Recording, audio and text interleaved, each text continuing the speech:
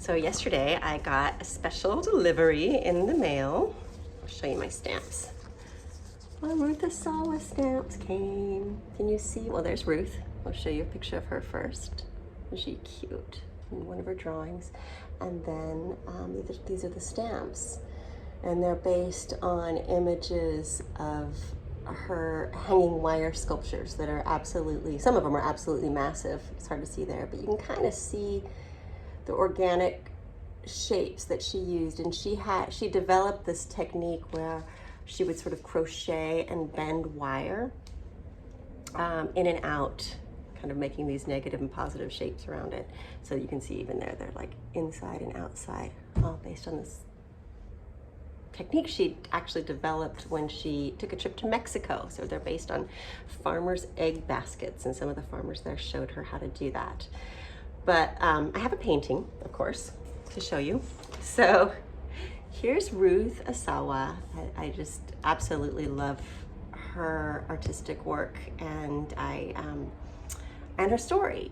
When she was 16 years old, she was put in with her family, actually not her whole family, her dad was separated from her family, in an internment camp, which was a place, they mostly started in California because we had so many Japanese Americans, but it's a place that these people were taken away from society for a time because they were perceived as a threat after Pearl Harbor was bombed. And America started to see its place in the war and looked basically everywhere for the enemy amongst us, which happens again and again. You can see some of that happening now.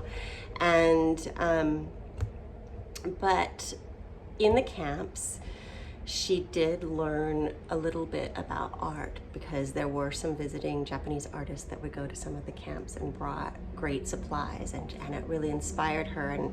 And after that, she started to look for ways to look for beauty even in difficult circumstances.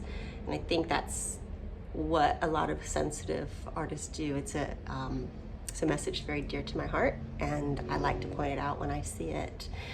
There's a quote I read actually of hers. It says,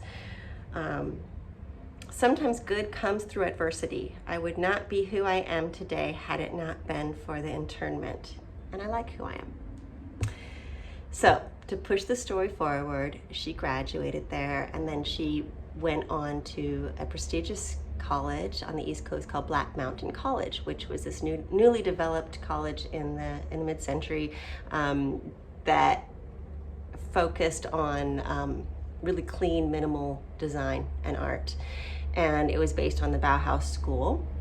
Some of our teachers had actually moved to America during the war from Germany to escape the Nazis, but they are still known as the most valuable art teachers of modern art. Like Joseph Albers was one of her teachers, and he encouraged her weaving that she had discovered while she was a student.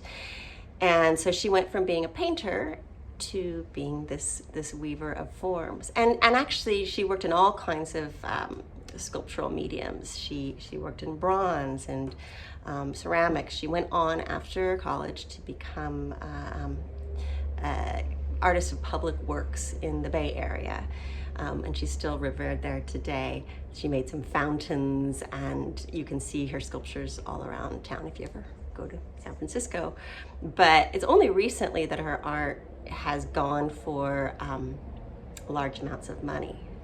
Before that, she was still just kind of hidden away. She was a very humble woman, as you could probably tell from her quote earlier. And she just cared about the craft mostly, about the making, about the beauty, and also about the education, passing that on as her debts to society, she felt.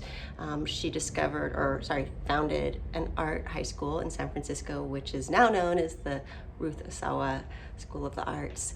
And she, even though she's died, she's still helping out the post office. So I want to encourage you to go buy some stamps and look up Ruth Asawa. And thanks for listening.